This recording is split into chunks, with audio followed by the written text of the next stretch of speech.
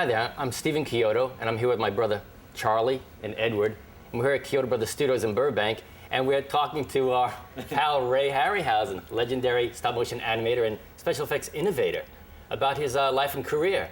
Now, on the 50th anniversary of Mighty Joe Young, one of our favorite films of all time. Yeah, I mean, he's seeing his early works got us all excited about the possibilities of stop-motion animation and storytelling. So now we get to ask Ray, what inspired you? Well, it's like a big snowball, isn't it? I was inspired by Willis O'Brien. I don't know who he was inspired by. I think Michelangelo and many others. But he was the first one to bring stop motion to the forefront by the dinosaurs in the Lost World. Few people remember who was in it, but they remember the dinosaurs. So he made stars out of these animated puppets. And is that a film that inspired you to get into stop motion? Well, I saw it when I was very young because, but there was no music, you know. There's a man playing the piano, and it always didn't enhance the visual image like Max Steiner's wonderful score for Kong. Oh, absolutely. But when I saw King Kong, that started the snowball rolling, you know, and I haven't been the same since. Was there any sort of training or any classes? I mean, because even when we were growing up... Not per se, not like there are today, you know. You had to dig out this information. There were so many misleading articles in the paper. Popular Mechanics had a big article one time about a year after Kong came out, and it showed a great big robot with wires coming out of its heel, tramping through a jungle, and a man in the corner playing an organ. And that was supposed to have been how Kong was made, you know? And that was very misleading. But finally, several years later, Look came out, and it showed Fay Wray shaking hands with King Kong, and she was big and Kong was small. And the secret was out. So that's the secret was out. Well, actually, times are very different, because when we were trying to figure out how these movies were done, the only resource was Forey Ackerman's famous Monsters of Filmland, and that started unraveling the secrets. We started seeing how these things were done, and the names, Willis O'Brien, Ray Harryhausen. We had no idea. So we'd see the little tabletop shots, the rare shots of behind the scenes of a little puppet on a miniature set with somebody moving it. And we was trying to figure it out. That was very rare in the beginning. And as I say, there were no books on it. So I had to create, that's why I saw King Kong so many times. I wanted to study, how did they do that? And I finally figured out certain ways. And Well, that's what we did as well. We used to take Super 8 movies off the TV screen, and we'd look at Kong again and again, because we didn't have videotape in those days. And that's how we studied the movement and got involved. Well, it's the only way you could do it at that time, because there was very little information. King Kong and Mighty Joe Young, I think, are our favorites. I mean, King Kong for the adventure, and then Mighty Joe Young for the comedy and the character. You've got an animated figure as the main character of a film, and it worked. It was again, our favorite film. You had the elements That's of King wonderful. Kong, the stop motion, the character, but then there was something else there that really got us into filmmaking, the great storytelling, the great character. Well, that's what I found when I saw Kong for the first time at the Grauman's Chinese. It wasn't just the technical virtuoso that fascinated me, it was the way the story was handled. They took you by the hand from the Depression era and the mundane world, shall we say, and brought you into the most outrageous fantasy that's ever been put on the screen. And you believed it. I went along with it. And then they brought it back to reality. They brought it from the jungles of Skull Island to New York. Now, how could 1933 audiences ever have anticipated to be sitting in a theater and seeing that kind of imagery? There was no television advertising for that. No. So what were they expecting when they went to see this movie? Well, they made a lot of wonderful stills that were published, some of them in the paper. Ernest Bachrach, who was a still photographer at RKO, made a lot of paste up. And they were most impressive. I know they inspired me when I first saw it. And it was so effective that that's something I'll always remember. And that's what prompted you to call up Willis O'Brien, and then tell us a little bit more about how that relationship grew. Well, it was at school. I was still in high school. I saw at study period, we were all supposed to be studying the next lesson. I looked up and I saw over quite a distance a girl with a big book, and it had these illustrations of King Kong, these wonderful drawings. So I waited till the end, and I went over and introduced myself and said how much I was interested in how Kong affected me. And she said her father had worked with Willis O'Brien. He was at MGM, and call him up. He'd be glad to talk to you. So I finally, after 3 days, got the nerve to call him up. and he invited me down to MGM to see the preparation for War Eagles. And that's my first meeting with Willis O'Brien. And then how much time transpired between, let's say, that first meeting and when you got involved with, let's say, Mighty Joe Young? Oh, years went by. The war came along, and he went back east, but we kept in touch. And because I showed him some of my fairy tales that I had started, and he knew I was intensely interested in animation. But when he came back, and after the war in 1945, I didn't want to go back to George Pal's. I had worked there for 2 years on Puppetoons because they're replacement figures, and there wasn't. I think the thing I learned most from working with George Pal was patience. That's very important. You know, the discipline and the concentration it takes for stop motion animation as a technique is something that a lot of people just run away from. You know, it's a very time consuming and arduous task. What made you stick with it? Well, I don't know. It just seemed to be an obsession. It became an obsession. I saw King Kong many times at little theaters after its original opening. But it became an obsession when I found out what you could do with stop motion by making these animals come alive. Well, interesting, because that's the difference. A lot of people animate and they move. They can make a puppet move, but very few could make it emote and act. And I think that's what your strength is. And when I look at Mighty Joe Young, the character is the lead of the picture, and he's very empathetic.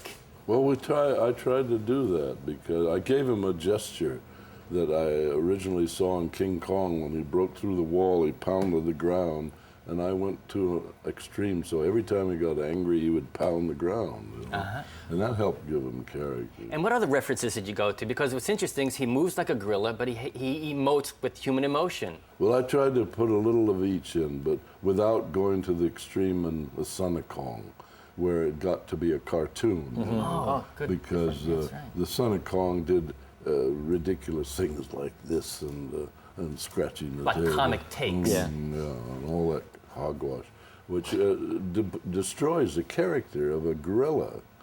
And so there's a fine line there where you can give an animal like a gorilla that has 5 appendages like a human, and you can inject a little human. That's what Obi did with Kong, particularly when he fell off the top of the Empire State Building. He almost went through the old-fashioned type of gestures at the end. Max Steiner oriented it with the music. And you can do things like that and get away with it, with this almost silent film type of acting. Like pantomime. Where you can't get away with that if you were an actor. You'd be called a ham or something. But as an actor, and I would consider you the animator, the actor of the film, what kind of direction did you get? Did the direction come from Showstack? Did it come from No Willis O'Brien? direction. Nobody told me what to do, not once. It was just the continuity drawings? And because I had the great pleasure of working with Obi on the preparation stage, so I knew pretty much. He made all these continuity sketches and powerful poses that he's so adept at. And so I knew pretty well what was in his mind, so we didn't have to discuss things very much. So you did have some discussions with some key drawings. The key ideas were in the script. The broad outline. Could you give us an example? But not the details. Could you remember an example, like the roping scene? I mean, obviously he was being roped, but all the shtick that Joe was doing in the action, that's you. On top of the... Well, that's what you do. It depends on what the background dictates. Yeah, and on top of all the technical... Because when Obi directed the cowboys, and then they would trip the horses at a certain time. So I would have to use my imagination of how to join Joe into that, based on Obi's continuity sketches. Now you would be studying the footage, the plate footage, and then frame establish. by frame. Did you rehearse and do test animations, or did you just study it and just go for it? I did. Practically everything was the first take. That's what I was going to ask. Because you hear so many times, second, third takes, directors say, "No, we can make this do a little different." Well, we never went for it. After that. We did several retakes in Joe, but in my later feature films, we didn't have time or money to do retakes. That's what I thought. Unless So there I was would say 90% of everything I've done on the feature film have been the first take. Right, it would have been a terrible technical malfunction. Unless we had problems with sprocket holes, we had problems with the character falling over in the middle of a scene. You had to start all over again because you didn't quite know where he was. So. Yeah, to me the most remarkable thing about Joe is, I mean, it's obviously the great character animation, but then there's all the technical requirements of, you've had matte paintings, rear projections, and... Oh, particularly, a question I've got, in the scene where Joe was introduced in Joe Young, Yes. and he's tipping the lion cage. Oh, Want to yeah. kind of reveal how that was done? That's a big mystery to me. Oh my, yes. How was the background plate on the lion shot? Did they tip that lion? That's a few secrets, but I'll unveil them. Obie had a cage out at Thousand Oaks Lion Farm, and they pulled the cage and tipped it, and then finally tipped it over with a lion in it. And that was just the cage by itself. And that cage, there was a little white screen in the miniature, and we had a projector on the side of the camera that projected the lion on this white card. So you were projecting from the front. So we projected from the front and then photographed the combination. We tried it, but the lighting of the set washed out left the card rather bleached out.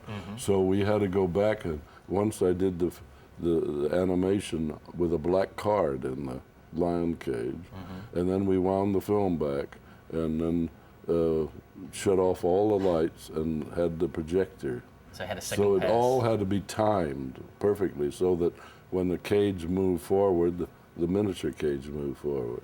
I looked at it, the perspective within the cage matches the exterior of the cage. It's a beautiful job. We It's a real tried to, great but trick. if you look too closely, you'll see a movement. No, we're looking at the whole picture. The whole scene is fantastic. People What a great weren't introduction. critical in those days. Oh, well, you guys, yeah, we can watch it frame by frame now, but you guys were inventing this stuff as you were going along. Well, and that that's was what's amazing. Obie's way he did in Kong. He projected on cards. He projected Fay Ray on a white card up on the top of the Empire State Building. And he would use matte paintings because at that time you couldn't get the image very sharp. So the bulk of the picture was a matte painting, and then you'd scrape out some areas and project the same type of background in. Sometimes you see flashes, and you hold a frame too long, it bleaches out the film. So you see a flash. When you go to the next frame, it's a little darker, and all of a sudden you see that. But at that time, people didn't notice things. No, and how much time transpired between each frame? Were you there for minutes or hours? Well, no. Sometimes it would be a minute, sometimes 5 minutes. It depends on That's pretty fast. on what was involved. You know. Well, the technical considerations, the backwinding of the camera, all just added to the, a very difficult process to begin with. Well, we ran the river. There was a river in the foreground. Yeah. So that was printed in first by a pipe pack, Okay. with a black card and a white card where the water was. And then the film was wound back, and then I would do the animation on the set with a black card in the little lion cage. And then I had to very carefully analyze on the moviola frame, how many frames it would take to move forward and how many back. And I made a chart so I could remember it. And then we had to be sure we got, when we projected the lion cage in, that we got the right frame at the right time, so when it moved forward, the projected image moved forward. That's fascinating. I mean, you had a lot of technical parameters that you had to Very match. much so, But you also had the artistic. It took about 3 Performance. days to complete the scene. Yes, yes. But then you had to eke out a performance in there. I No. mean, the choices you made as an actor. I'm reminded of another scene later on in the picture, in the orphanage burning, when Oh, yeah. Joe was going up the tree to catch the little girl. Now here you are. I guess there were some technical parameters with that too. But the choice you made as an actor, when the little girl, he doesn't just grab her off the ledge. She just about starts to fall, and he catches her. It's a great moment. Where did that come from? Melodrama. Oh, I've got a melodramatic mind, I think. It worked beautifully. Well, the thing about Mighty Joe Young. She was just a little figure. Oh, I that can high. imagine. Yeah. The thing about Mighty Joe Young, it starts with the introduction in Africa. Then it goes to a roping sequence. Then we go to Hollywood, to the Golden Safari, which is an amazing fabricated place. Didn't exist. It was all a couple of sets and miniatures. There's a destruction of the nightclub done in a spectacular way that hasn't been matched to this day, fighting lions and destroying the place. And then it's topped by the escape, and then the ultimate, sequence in my mind, the burning of the orphanage and the rescue of the orphans. Yeah, the self-sacrifice of Joe to go, putting his life is at risk, and they just stop, and he just goes and saves the day. Well, that was all planned by Obie and Cooper in their story. See, sometimes it's forgotten that O'Brien contributed a lot to the story. In King Kong, so much of the story came from the previous creation that had been started and never finished. Mm-hmm. And they put the log scene, which in the creation they had the Arsinotherium knock the log off the cliff. And creation was a project Willis O'Brien was developing prior to King Kong. Yes, before he met Cooper at RKO. And they had about a year's work on it. And when Cooper saw it, he had to reevaluate it. He was put in charge of the studio. And he had this idea of Kong in his mind, in the back of his mind. So when he saw this, he canceled the creation and then incorporated it in what we know as King Kong. Now, do you think because of the difficulty factor in producing an effects movie like you were doing, was the reason maybe people weren't doing so many of them? That's probably true, yes. 2 years? And a lot of people are afraid to overdo it. I mean, Cooper always came on the set and he'd want things made bigger, Like Max O'Hara. Max O'Hara. And Ruth Rose always said that she patterned Max O'Hara after Cooper. And Cooper, when you look at, Mark Vez just wrote a book about Cooper's private life before he became interested in film. Mm-hmm. And it's fabulous. I mean, I wish I knew all about him at that time, because he was an adventurer and an explorer. I heard that amazing. He crashed 3 times or 2 times in an airplane in the First World War. And his life is just unbelievably melodramatic. Yeah, we've seen the bigger-than-life characters on the screen. He is, and he was a bigger-than-life character even in person. Well, that's interesting.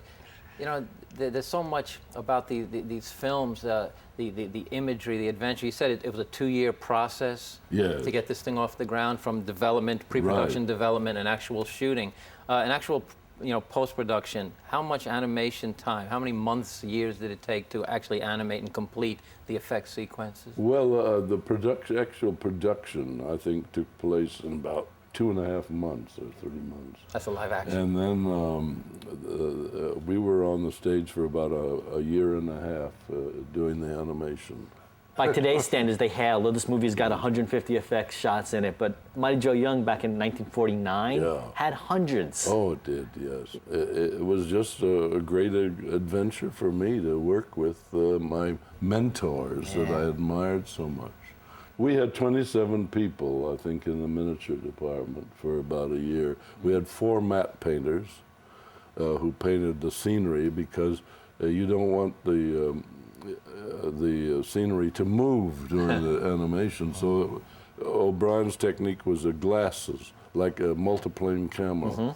And you get that depth. You have a glass, your camera here, and a glass, and then an animation table and the glass, and then the background. And you create this incredible aerial perspective. It gets foggy in the back. You can by fogging the glass. Yes. Each glass you fog a little more, and so you get that depth. Well, absolutely. Because besides, the atmosphere of the film is fantastic.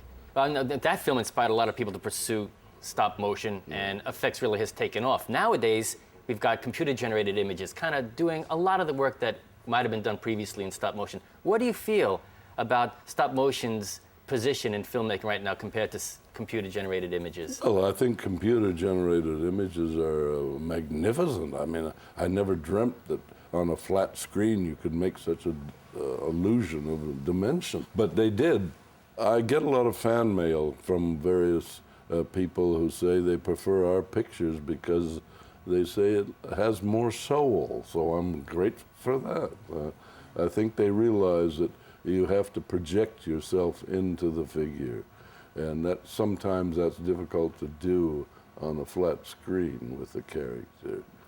Well, and you look at the body of your work, all your color films and the black and white films like Joe Young. I mean, that's you on the screen. And as an animator, actor, that's Ray Harryhausen doing all of that. Is there a favorite, a performance that just stands out above? Well, I still am fond of the Joe pushing the cage over, which goes back to my early days.